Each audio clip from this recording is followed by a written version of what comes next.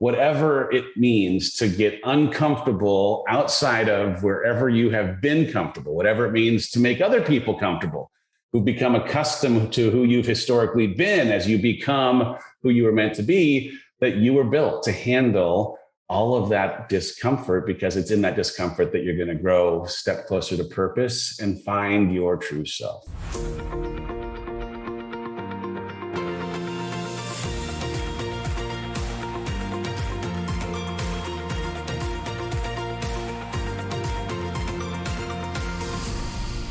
Welcome my guest, Dave Hollis. He's a New York Times bestselling author, host of the popular Rise Together podcast, a keynote speaker, and a life and business coach on Growth Daily. Dave's history includes CEO of a media startup, former president of sales for a film studio at the Walt Disney Company, a talent manager across film, TV, and music, and worked in publicity, research, and technology in the entertainment sector. Dave Hollis's purpose on this planet is to encourage people to step towards their calling while equipping them with the tools to lead an exceptional life.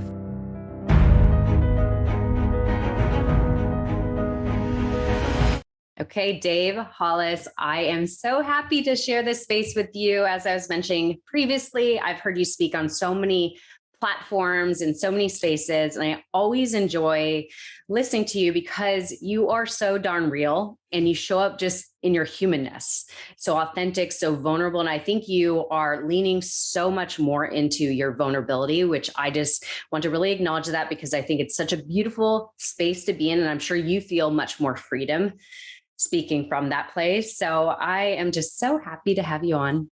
Oh, Erica, thanks for having me. It's such a pleasure to be here. Well, just so you know, literally this morning I finished your book, but I prepared, I luckily studying for most of my guests, I always like to read their book. I've developed the habit of speed reading, but I go through most of it. The only thing is you share these wonderful exercises, if you want to say journal prompts at the end. And of course, I'm not doing them because I'm trying to, prep for the interview. I have to get through it fast. And I have to say, I must read it again and go through these journal prompts because they're very transformative. So I love so far what I've read. And I love how you lay out the book. And I know it's based on actually your tattoo. So we'll go into that. But before we begin going into your book, which I definitely want to focus on, let's hear about you. What's your story that led you into writing so far now 2 personal development books? How did you get to this place? Well, let's see. I had a very conventional life in corporate America for about 20 years worth of time. Grew up in Southern California, knew I wanted to work in entertainment, made a leap first into 20th Century Fox, then into some publicity things at the network at Fox, spent time in talent management and then grassroots marketing before heading into the Walt Disney Company. And I had a fantastic 17-year career at the company. First 10 years, I was in the packaged media business on the home video side. Last 7 years, I was in the studio side of the business on the theatrical team, running the sales organization. And I just enjoyed the benefit of great leaders mentoring me, creating opportunity for me, some luck combined with hard work that had me going from an assistant at the beginning to president at the end. And yet there were some things that I either had been told by society or my family of origin might exist for me in satisfaction or fulfillment in achieving a certain level status-wise or title-wise, a certain amount of money, comfort or provision-wise, a certain feeling I might have for being invited to the right table or the right party or whatever it might be. And I ended up becoming the beneficiary of a lot of the things that I was under an impression would create a sense of fulfillment for me. And in a weird way, didn't feel the thing that I was told I might feel when I got there. And it happened that the success of the Walt Disney Studio in the midst of this run that was unlike any other in the history of Hollywood coincided with my turning 40. So I became the head of sales at 36, about 4 years in. As Marvel and Lucas were added to the portfolio of product, man, there was just no studio like the Walt Disney Studio. And I, in a way that I'd previously been challenged by a learning curve or was figuring things out in a way that was still very much fulfilling because of how hard and challenging it was. Some of that learning curve had been beaten back. The leverage that we now had in convincing movie theaters to take our movies was something that didn't require studying to get straight A grades on tests. And so as I'm turning 40, I'm asking now this bigger set of existential questions. Why have I been given these gifts? What is it about my purpose on this planet that feels like it isn't being fully exploited or utilized in this environment that to the outside world is the dream job? And it is, in fact, in so many respects, a dream job, but didn't, for whatever reason, feel like it was me totally connected to purpose. And I was out back with my kids playing this game that we traditionally played where they could ask me any question as we sat in the hot tub next to the pool. And at 9, 7, and 4 at the time, my 7-year-old asked this question, "Hey, Dad, what are you most afraid of?"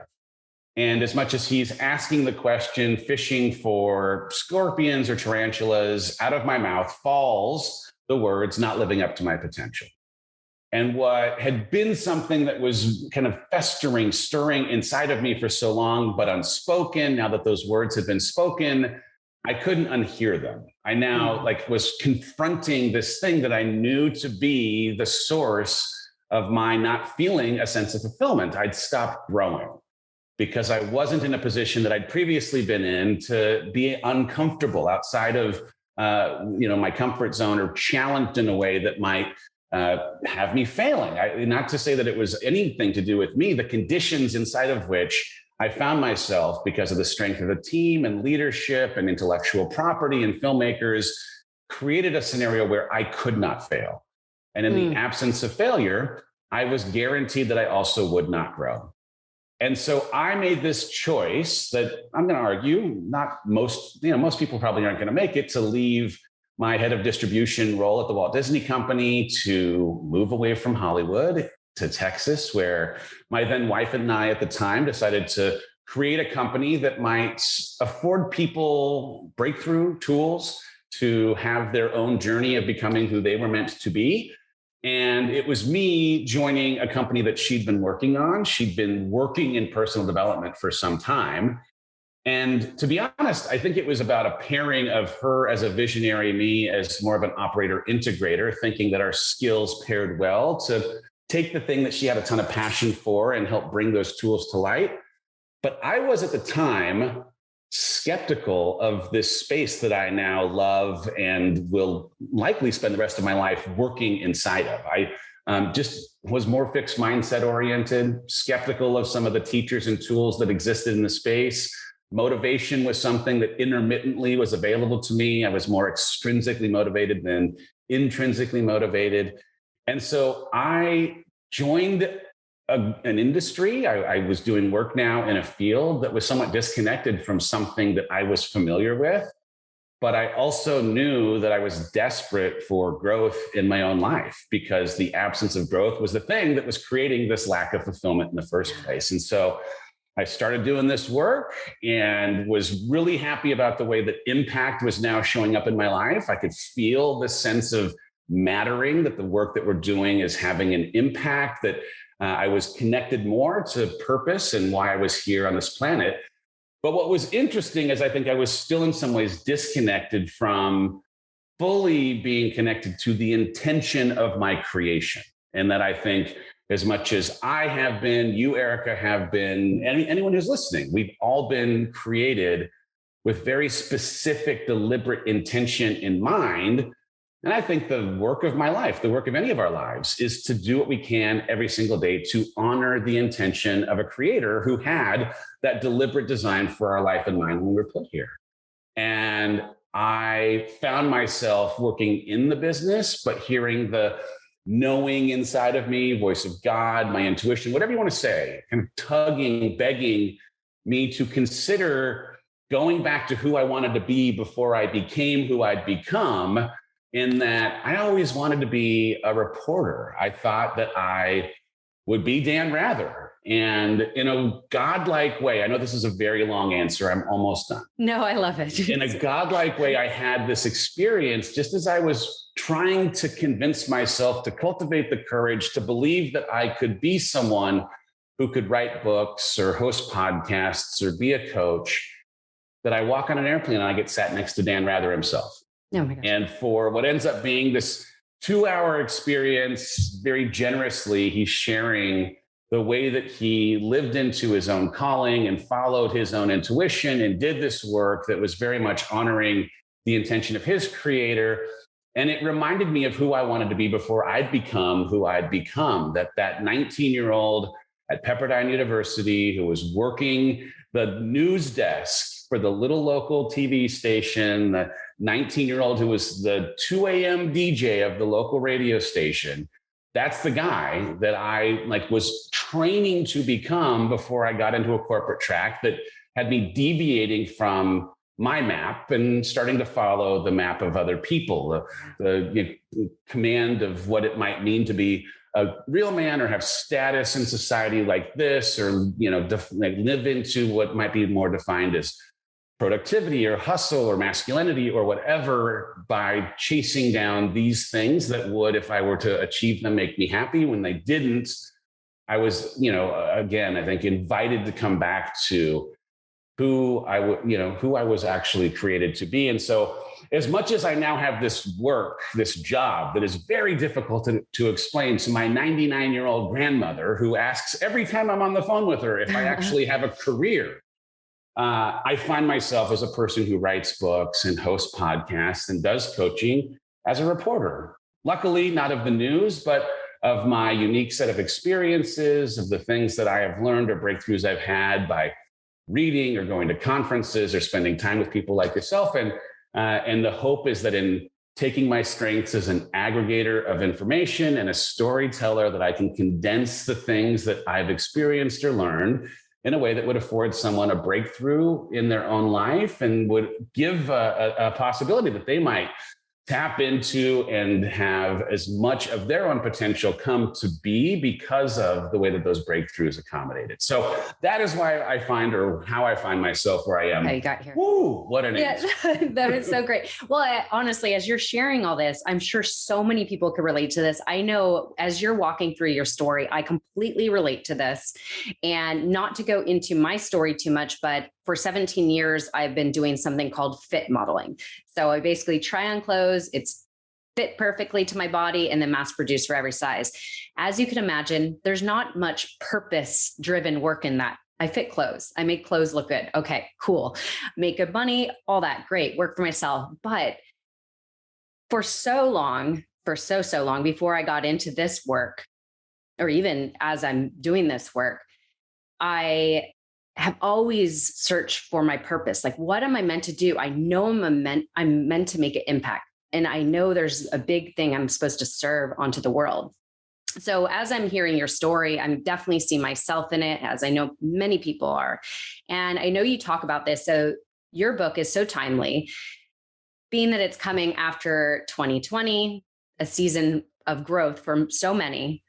And of course, you had one of the hardest years, but also one of the best years of your life, which we'll go into.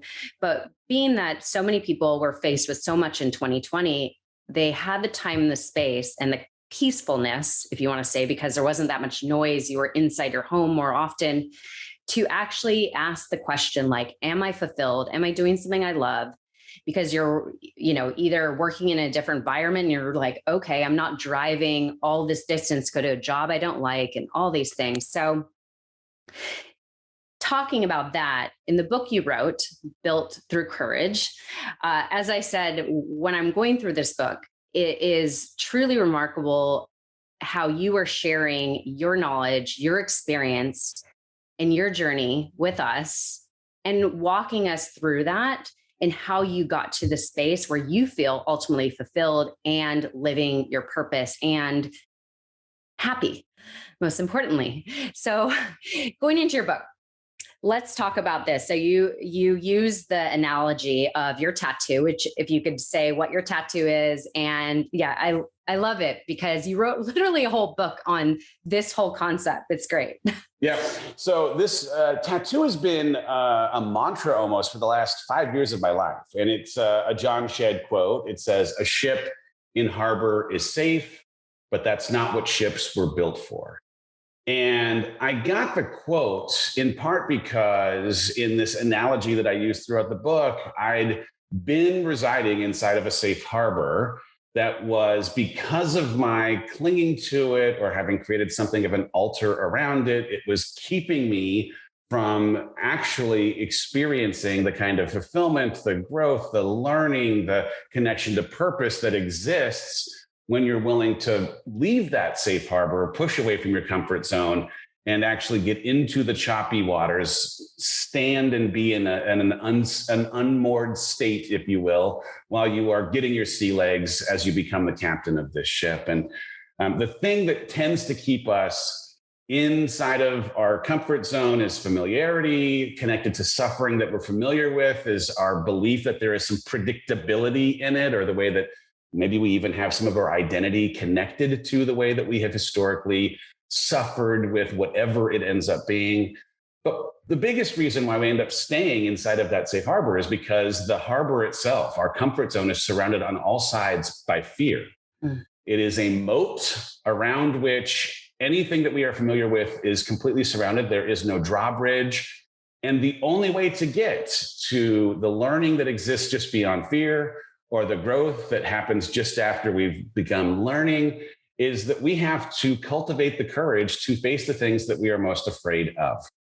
And the thing that I think, the tattoo more than anything was attempting to suggest to me was that I remind myself that I was built to handle the choppiness that exists beyond that harbor, that I, in fact, was built to be in states of discomfort, that I was built to handle facing my fears, that I was built to be unmoored until I got those sea legs and felt like I was, in fact, the captain of that ship. And the thing I want to say to anyone who's listening is that you too were built for this, that, you, yes, will have to choose courage and decide to do it scared. It's not that, some mindset hack is going to immediately it might reduce your fear. It won't eliminate your fear, but you're still going to have to face it.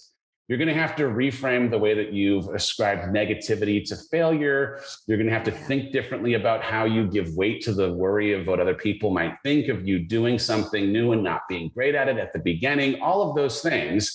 But you have to, really develop the self-confidence to believe that you were put here for purpose, that you were built to handle the things that exist outside of your comfort zone.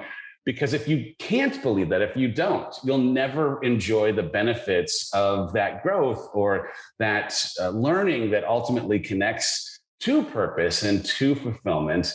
The fact that, yes, 2020 to, most of us, many of us, it's a year that, I don't want to relive in the least. I know for me, I started the year with this very bold declaration that it was going to be my best year ever. If I in any way brought the pandemic on, I apologize for tempting fate or the universe by suggesting that, in fact, it would be my best year ever. I'd saved it for my 45th year on the planet. And what I didn't appreciate in the declaration was that I didn't get a say in the conditions through which my best year would show up.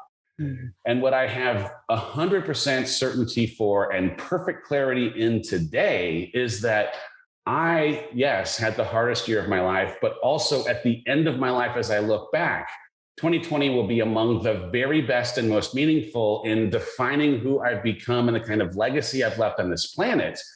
Because the person I will end my life as was in so many ways born in 2020, not in spite of the things that I went through, but because of the things that I went through. And so for any of you who are going through a hard time in real time or have been in a sustained state of struggle, man, it sounds trite almost to suggest, trust me, you will become stronger through this, or the person you dream of becoming is being forged in the fire that you're sitting inside of. But I know it to be true for myself. And again, as much as, man, I don't want to relive it, I can now sit with a massive amount of gratitude for all of the experiences, including the grief and the sadness and the identity crisis and the being brought to my knees in a way that brought me closer to God, and all of those things. Because if not for having gone through those hardest seasons, I wouldn't know how strong I can be. I wouldn't have been forced to get back up in a way that built that resilience. And I wouldn't have had to tap into and cultivate the courage that I now know exists and can depend on, not if hard times come again, but when they come again. Yeah, absolutely. And I think so many people stated that at 2020 because we thought it was like this monumental year. Like, this is going to be the best year yet. And we always do that at New Year's. We're like, this is going to be a phenomenal year. But the thing that we are very aware of is the constant thing is change. That's the one thing. And we can only control the controllables, right? So everything was proven to us that we don't have as much control as we think we do. The only thing we control is our habits, the way we think, how we behave, and who we surround ourselves, the decisions we make, and so forth. So I'm curious, many probably know your story because it was very public, what happened. But if you could briefly touch on that, and I'm curious, from what happened in 2020, what was the initial steps you took to transition into this change that you're now enduring? And you're constantly, as you shared in the book, you're still on this journey, right? You're constantly evolving. I am too. I hope to continuously grow the rest of my life. That's why I'm in this personal development space, because I love it. Growth and progress is like my driving force. Like, put me in anything uncomfortable, I'm ready to grow, right? Yep. Well, I mean, you said it, change is a constant. And for me, certainly, I think there's an appreciation that there's the change that you choose. Right. I decided to leave my corporate job and the status that came as president of sales at Disney. That change being chosen was still a change that came with identity challenges and imposter syndrome and the need to get my bearings at sea as I left a safe harbor. But there's also the change that chooses you. And this idea that the conceit and the hubris in some respects, that I thought I would be married for the rest of my life, that the partnership that we had inside of a business that we built and were scaling was something that I might work at for the rest of time, was something that, because of that change choosing me, hey, we aren't going to be married any longer.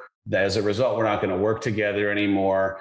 To have that happen. And guess what? If you get a diagnosis or a sudden job loss or someone passes away unexpectedly, you have that same kind of change choosing you phenomenon. You are in some respects handed a blank piece of paper where you now are left to write what that future version of you and your life end up looking like, now that they don't look like what you thought they would. And that is equal parts terrifying and exhilarating. At the beginning, far more terrifying, I will tell you, than it is exhilarating, because in part for me at the beginning of this journey, where who I'd been, that one of the biggest pillars of my identity was husband to Rachel. And now that I was no longer identifying myself through that lens, I was struggling to know who I was absent that descriptor. And so as I sat there with this blank piece of paper, one of the first casualties in change choosing me was my imagination. I really had a hard time casting a vision for what could be next on that blank piece of paper, because it felt so hard to consider what was possible and what wasn't, who I was, if I'm not who I'd been. And the thing I had to do first was really make a relationship with my fear, to understand what role fear was playing in compromising my imagination so that I could dream my own dreams, now that some of the shared dreams that had existed were gone.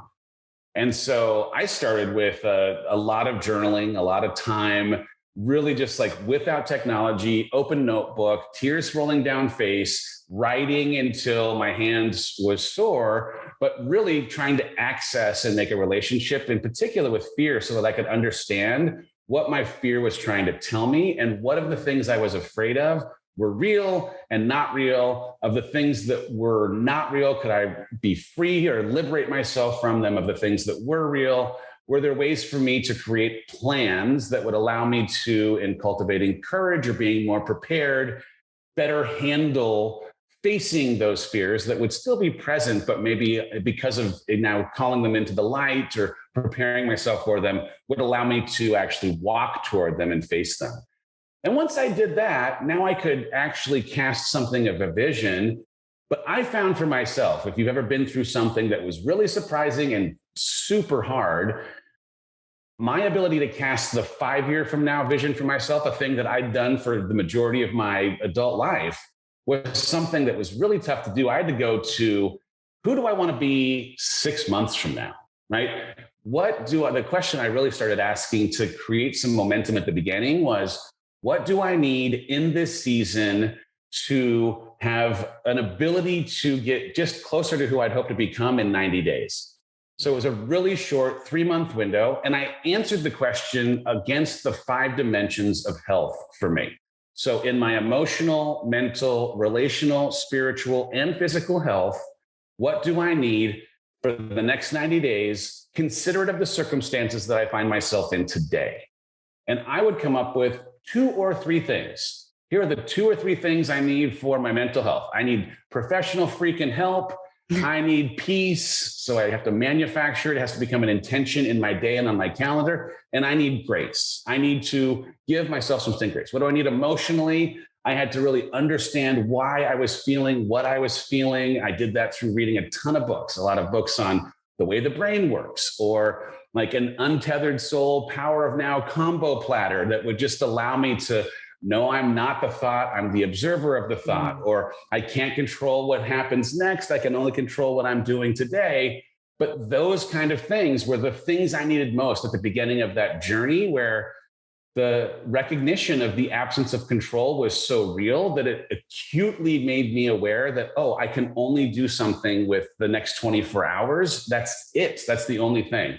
So anyway, I would encourage anyone, if you're struggling to manufacture imagination, if you're having trouble because of change choosing you, the more that you can make this relationship with fear to understand what role fear is playing in compromising your imagination, I'd start there. And then secondarily, shorten the time horizon of how you're trying to engineer this growth version of yourself. For me, I brought it down to 90 days and would use the circumstances of today to ask against mental, emotional, physical, relational, and spiritual health what I needed. 2 or 3 things that became my daily routine, became my habits, dictated what went on my calendar, said who I needed to surround myself circle-wise, made a list of what I now had to audit for what I'm consuming, whether it was less news or less social or more positive influences.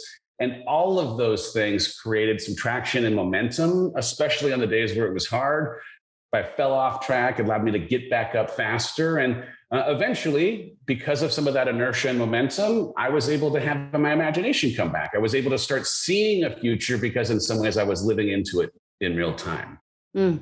So valuable what you shared. And I think it's so important asking yourself, what do I need in this season? And you did it in 90 days, but we could even do it in a month, because when we look at things in like micro goals, it's easier to obtain. That's why morning routines are so essential, that set us up for success by implementing these habits. So I love that you say that you looked at those 5 areas of your life, and you could add a couple more that are important to you and rate them and see where you're at and where do you want to go. Yeah. And then implementing those habits, so important. I love that, because I think anybody that is enduring any sort of hard time, you don't have that motivation. And the only way to bring motivation to your life is by adding little things here and there. And then when you succeed at that, you have this momentum and it builds on top of each other. Super important. Yeah. I love that. So you talked about, which I think it's important to mention, is the identity shift, because I think as a lot of people endured a lot of job changes, and so many men, especially, I know women, of course, too, but men really do identify with their career and success of a title and whatnot, as you spoke about.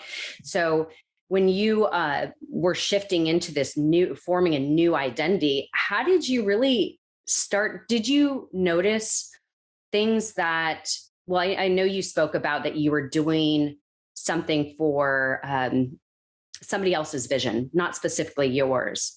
So how did you get clarity around that? How did you start to uncover who you truly were and what was the vision for yourself? Yeah, what's interesting is the beginning of the conversation around divorce, and it wasn't a long conversation, started with some really simple but big questions around answering a very easy question theoretically, which was like, what do you like to do in your spare time? And I realized in my inability to actually have a handle on something as simple as what I like to do in my spare time that didn't involve me suggesting how I would be spending my time catering to someone that I love or crave love from, it felt like I'd lost myself. And so one of the first things that I had to do was try and get back in touch with what I had passion for. Because I'll argue there are three big things that you have to have some connection to feel like you are playing near the space or in the space of purpose. You've got to have passion for whatever it is that you're working on. You have to have skill, like something that you can develop into mastery. And you have to be able to use your passion and skill to help other people, to have impact. You can develop skill around almost anything, and you can impact people in almost any way, but you can't manufacture passion, right? Like passion is something that you either have or don't have. And so in identity, if you want to be able to say that you are living into purpose or honoring the intention of a creator, I think you have to start with what are the things that are just like inherently in my DNA, they're inside of my being, that when I get up in the morning, I get excited about these things. And so part of it was just dipping toe into a bunch of different pools to see if there was something I was passionate about in any or all of these spaces, because curiosity as a feeder pool for passion is the thing you have to be present with. And when life starts to get busy, I think one of the things we as adults stop doing, we stop being as creative and we stop being as curious.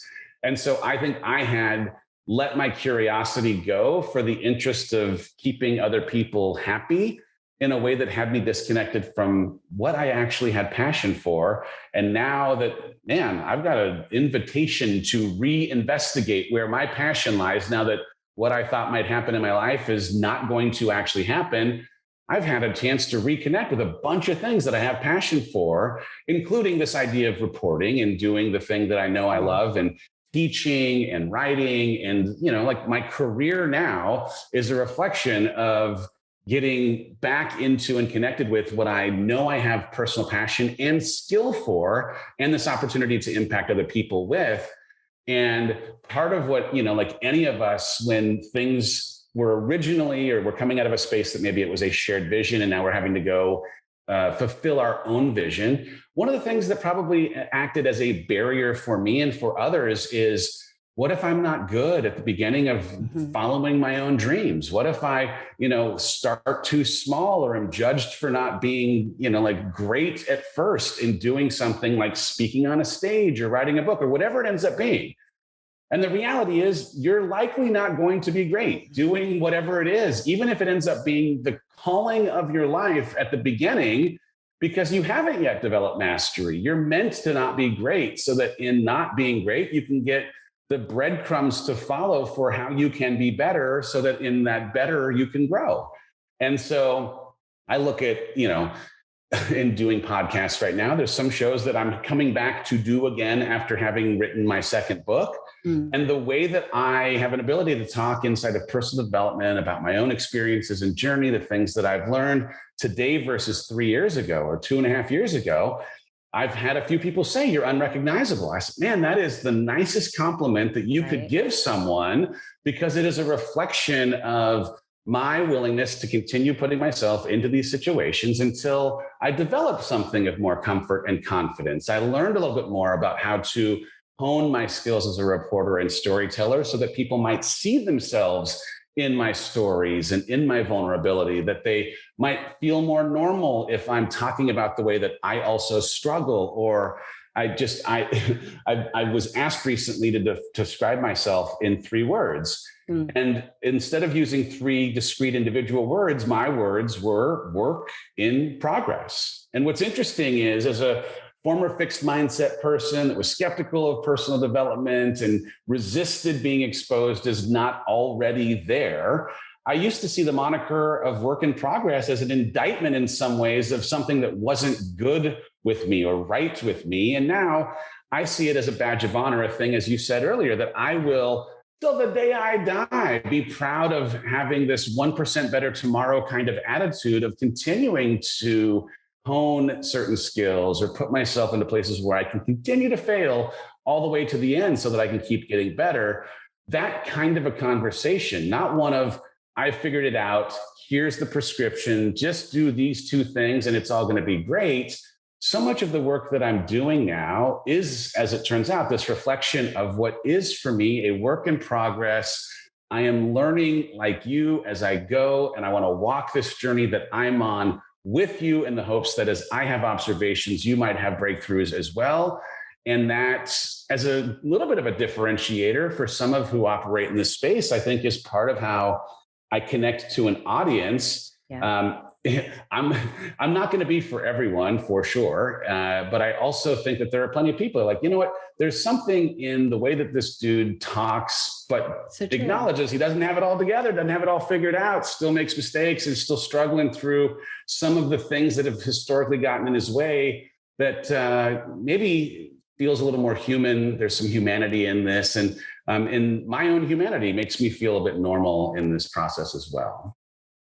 I love that. Yes. I mean, seriously. And I feel that from you. And I think you give people the permission to just be themselves, not need to wear these masks, not to, show up that everything's perfect. Because I think, as you mentioned, the biggest compliment somebody could say is, I've seen so much growth and I see you working so hard and you're doing the damn thing. You're getting uncomfortable and you're able to just like withstand the wind, right? Yeah. And I think it's such a great compliment that, I hope everybody will give themselves permission to be uncomfortable, to not be perfect at first, and also just show your humanness, that it's okay. I remember when I started this podcast, it's been like 2.5 years. And I remember there was a couple of reasons why I started. Number one, I felt like I was a horrible speaker. I didn't know how to interview anybody. I wasn't a reporter or anything of that nature. I also seek the growth. I was still on my personal development journey. I knew that it was something I constantly wanted to be on. So as I say in my intro, I believe is I'm on this journey with you. Like, this is, you're not at any, like, we're not here to compete or not be better than the next person. It's just, let's continue growing and continue on this process together. By the way, though, I think too, it's important to acknowledge that this isn't a journey that has a destination. So much of the instant gratification or gratification necessarily in this world, the way that marketing suggests, just take this or do this and you're going to be fine and fixed and good. It's like, no, this is a for the rest of time kind of journey. That's one. Two, like for anyone who wonders like how to change the way that they have a relationship with themselves or the things that they may struggle with or carry shame for, I can tell you, I came out of the Walt Disney Company where among the responsibilities I had was telling the press how great things were, even on the days things weren't great. And in being a storyteller and a reporter in that sense, one of the things I have a skill for is crafting a story and shaping optics and the things that you are meant to do when you are the spokesperson for the Walt Disney Company to press. And as you transition into this personal development space, and I'm trying to find my own voice, I had to work against a lot of the muscle memory of telling people, especially in this hyper-curated social media world that we live in, that I figured it all out. Everything is fantastic. What has been interesting in my first book was called Get Out of Your Own Way. And it was just 20 chapters of here are all of the things that I have done or ways that I believed, negative coping mechanisms that I've indulged in that have kept me from being my best self. And man, it was hyper triggering to own transparently all the junk that you don't necessarily love to brag about. And certainly for me, had carried shame for.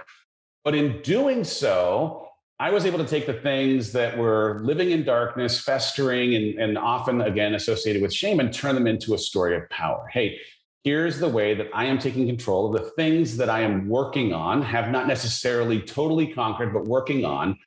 And that narrative fundamentally changes the way that I now feel pride for these stories relative to shame. But it also had created in an empathy bridge, a connection to anyone else who is experiencing that same thing that allowed either me to learn from them if they were farther along on the journey, or them to feel normal through seeing themselves in my stories.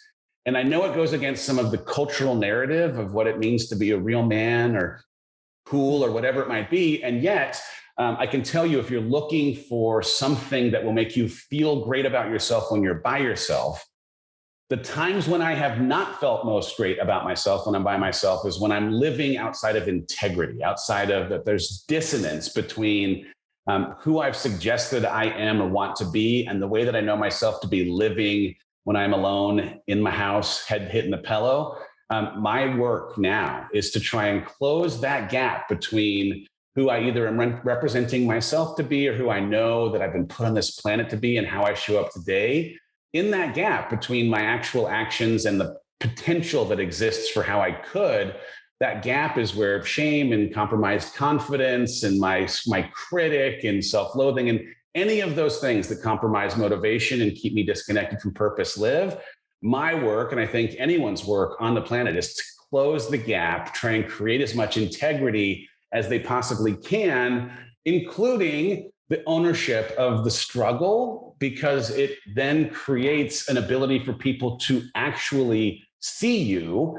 And I think one of the things we all want more than almost anything is to truly be seen as ourselves. So true. And actually, going back to your book, you talk about the ship killers. And I know the ship killers are basically warning signals that will avoid you from crashing, basically. And as you're talking about this integrity and being in alignment, there's 3 of them that you mentioned are the ship killers. And I think it's so important to mention these because as we talk about being in integrity, or if other words you could use as alignment to your true authentic self, is making sure those 3 things, if you could mention what they are, they're always in front of you, and you're always reconnecting to them. So what are those ship killers? Yeah, I mean, so you have to be conscientious, certainly, that your core values, like the North Star that you have set for who you believe that you're on this planet to be, or the things that you stand for most, are the things that you're always sailing toward,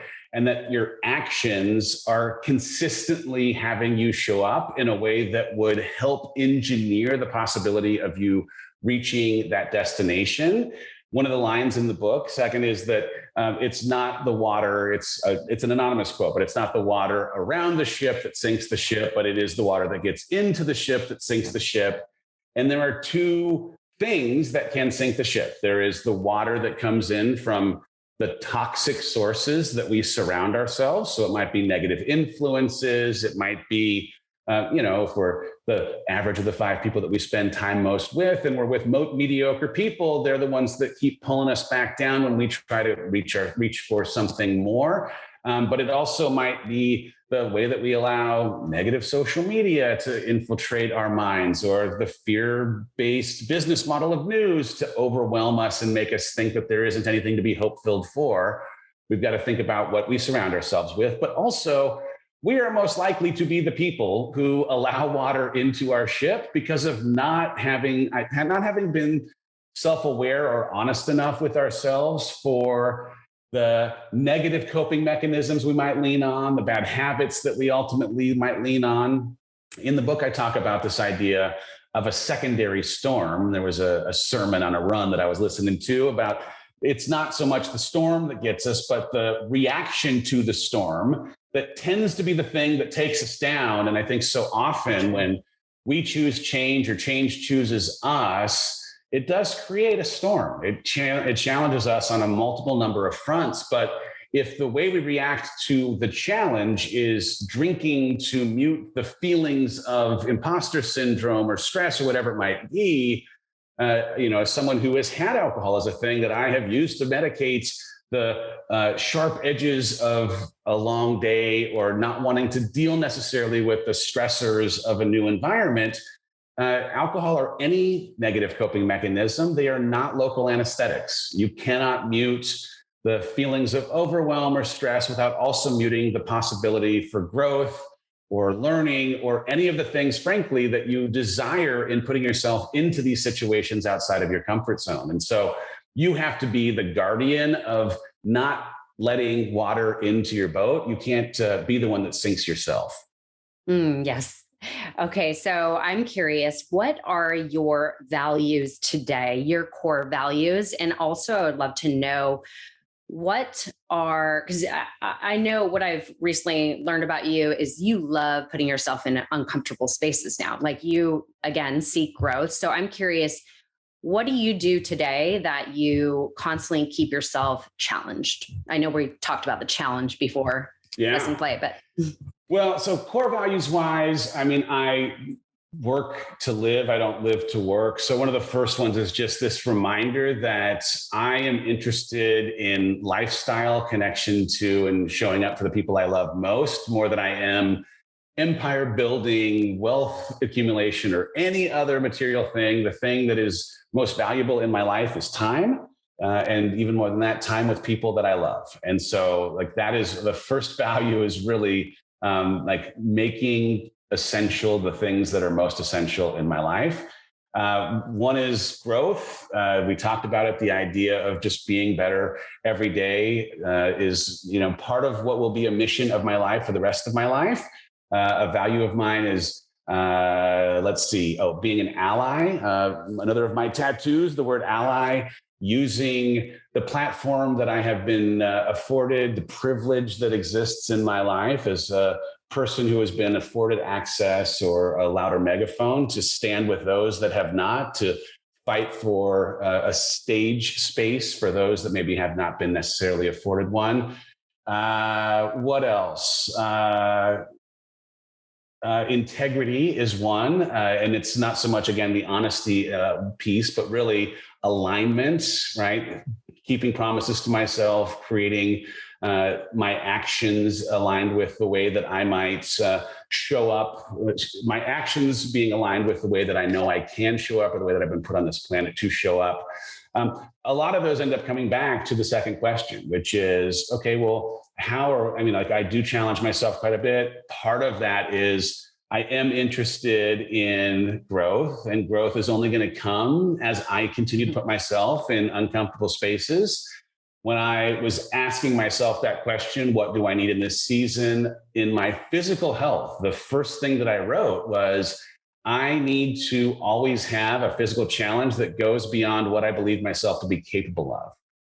And the reason was, one, having those big goals are important, especially when change has chosen you, just to allow you to divert your focus into something that you can create wins around. And that you can control, actually. That you have some control over, and that you can create some wins around, but also in my first half marathon, becoming my first marathon, becoming my first triathlon, becoming whatever it ends up being. When I was able to do a thing that I didn't think I was capable of doing physically, it often required me to also tap into something I didn't know I had mentally. And now I had evidence of how strong I could be both physically and mentally, and could apply it to literally any other part of my life. And so I climbed a mountain at the end of 2019, 13 times, this thing called 29029. Yeah, I know Jesse Itzler's thing. I want to do that, by the way. I'm going to look into when's the next one. It was spectacular, and singularly the hardest 35 hours of my life. And yet I came off the mountain with a completely reframed sense of what I know myself now to be capable of. That the week before I came up to the mountain, my long run on Sundays was 5 or 6 miles, about an hour's worth of running in my flat neighborhood. I go and have this 13 climbs. They're an hour and 45 minutes of insane incline at temperature and altitude. And I did it for 35 straight hours, where I then the following Sunday go out to run for my 5 or 6 miles for about an hour's worth of time. And it's ridiculous to think that now is a long run after just experiencing what I've experienced. And so I ended up running a neighborhood half marathon that Sunday, 13.1 miles. And I ended up doing it 19 consecutive weekends until I ran my first marathon. And why in the world would I do it? I did it because I now knew I could. And in knowing you can, not doing it creates the dissonance. It creates an absence of alignment. Doing it was something that was creating integrity. Oh, I'm doing what I know I can with what I've been given. I can generate pride. I can grow. I can reframe what I think I'm capable of. Okay, I'm going to go do things I now know I can do, or push myself to even bite off things I don't know that I can do, so that I can change the way I think about what's possible. I love that. I think everybody should do that. And I think that I surround myself with you inspiring people such as yourself. And it encourages me to do these things because I know it's exactly what I seek in life. I just haven't committed to it yet, but it's very easy. Just commit and then you'll figure out how to do it. That's So I right. think that's super important. So I know your book goes into, I think you said it was 45 chapters, but they're relatively short chapters, but I love how it's literally a map uh, of how to obviously live in alignment, how to define what your purpose on this planet is, and how to live in this fulfilled space in life that you choose it to be. And I love everything about it. So I know I can't pull out all the pieces of it, but if you were to share a part of the book that you feel is so potent for everybody to hear right now, what would it be? Well, I think I just come back as the through line throughout is that conceit that you, Erica, me, anyone who's listening, we were created with this deliberate intention in mind. And we have a mandate, a responsibility to every day that we're on this planet, honor the intention of that creator, to find ways to pull purpose and maximize the potential that we've been given and the work that we do to bring as much light as we can. And the book is structured in a way that says, hey, you can do that. You can tap into fulfillment. You can be connected to purpose. You can honor the intention of your creator, but it requires that you first have a deep self-awareness of where you are, super honest, candid conversation about what's working and not, where you're crushing and where there's still liabilities that need to be addressed. You need to then cast a vision that runs like a movie in your head, so clear that you can smell the things that you'd smell in the life that would exist in that time. And in describing it and knowing where you're starting from, then get into the very specific practical things that it will take to engineer, to put your thumb on the scale for creating the likelihood that you can go from where you now are to where you want to be. And the map just goes through, here are all the things that you are going to need, from reframing failure to faith and belief to the way that you let go of the way other people think, to all of it. And it's not that, any single thing is a silver bullet. I believe it to be truly this cornucopia of all of these things that end up being ingredients in this big thing that once you understand all of what's required, you can now, how do you eat the elephant? One bite at a time, take and approach any of these individual things that you don't yet have completely checked, and check them in a way that clears you for takeoff, that gives you the passport and permission to chase after and get closer to the purpose of your life. It's so phenomenal. I freaking love your book. And as I said, I read it all, but of course, just in preparation for this interview.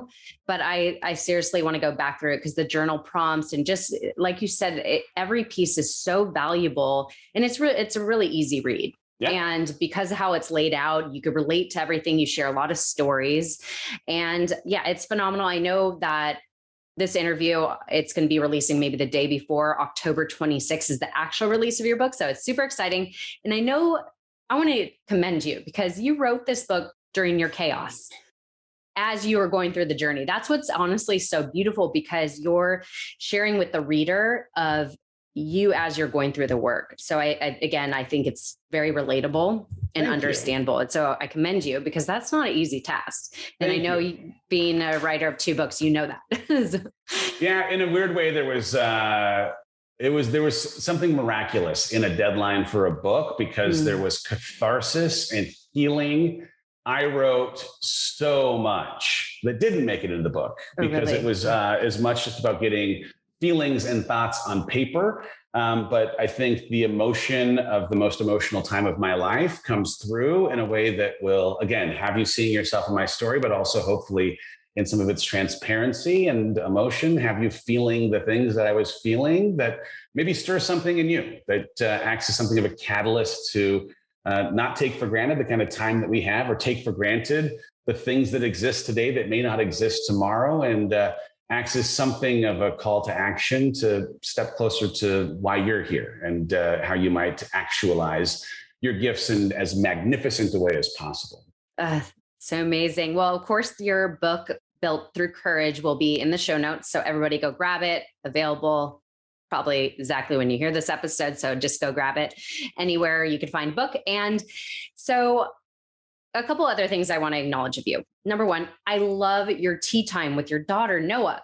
It's the cutest thing. Thank I you. think it's just I think it's so special. So I love it. And I actually looked on Amazon. You have a book coming out with Tea Time with Noah. I don't know. I forgot what it is. Is it called that? I just saw it. It's called Here's to Your Dreams, a Tea Time with Noah book. It's great. Hopefully part of a series of books that will have me explaining these adults' personal development themes to a 4-year-old in a way that anyone who ends up watching an episode can hear and retain. But we've had so much fun with it. The book, it comes out 2/22/22, and I'm super excited about it, obviously. It's going to be fun. Yeah, absolutely. And of course, your podcast, Rise Together, which I love your inspiration behind the podcast and how you are, of course, serving the world by the guests you have on. So the purpose of your podcast, if you could explain that. Yeah, truly the idea was, hey, could I create something of an empathy bridge between you, the listener, and someone who has had a different kind of life experience than you in a way that maybe allows you to walk alongside them, dare I say, even maybe a day in their shoes, to soften some of the sharper edges of your heart or create some empathy that might exist between their experience and your worldview or your thinking of who people are or how people are now that you've actually got a chance to meet someone who has had this different life experience. It's been super rewarding. And I hope anyone who's listened to the show has just learned a ton about people who, again, have had a completely different experience in their life than I have. Yeah. And the reality is a lot of us think we're alone in our adversities, but truthfully, there is somebody else that experienced something you have. And the great thing is hearing somebody's story of how they've overcome it as in yourself. It gives somebody the confidence and the courage, most importantly, to get on the other side of it and 100% persevere. 100%. Okay. Dave, I so appreciate your time. I could go into so much because there's so much I learned from your book and everything you share in it.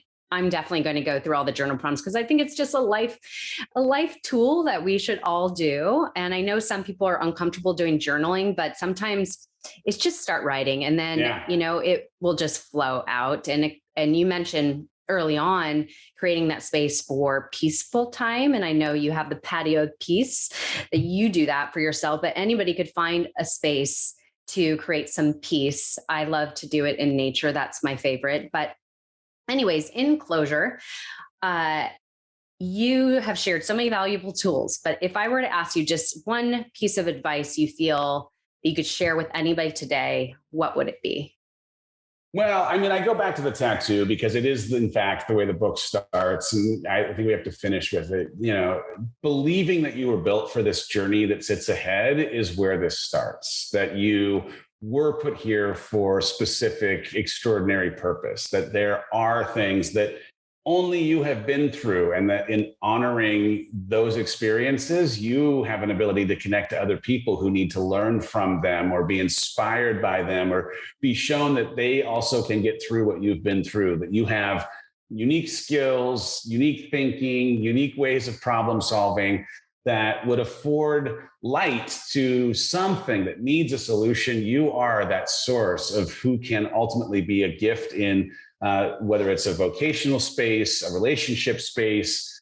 You were created with unique, extraordinary purpose, and you have to believe that you were built for not just exploiting that, taking that and fully bringing it to life, but that also whatever it means to get uncomfortable outside of wherever you have been comfortable, whatever it means to make other people comfortable, who've become accustomed to who you've historically been as you become who you were meant to be, that you were built to handle all of that discomfort, because it's in that discomfort that you're going to grow, step closer to purpose, and find your true self. Beautiful. Thank you so much. This has been such an honor. I so appreciate your time, Dave. And I think there's so much value in this and everything you share. And I just appreciate you sharing from your heart and, of course, your wisdom through your journey and your struggles. So thank you, Eric. I appreciate you too. Thanks for having me on the show. You're welcome.